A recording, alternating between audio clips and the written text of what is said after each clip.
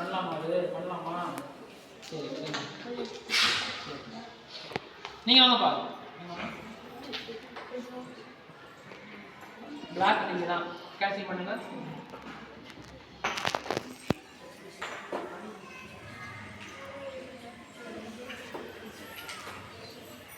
நீங்கள் வாங்க.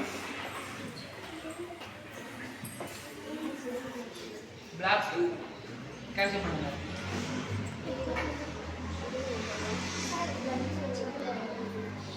ஒரு மூவ் தான். கேஷ்ன்றது ஒரு மூவ் தான். கேஷ்ன்றது ஒரு மூவ் தான். உங்களோட டர்ன்.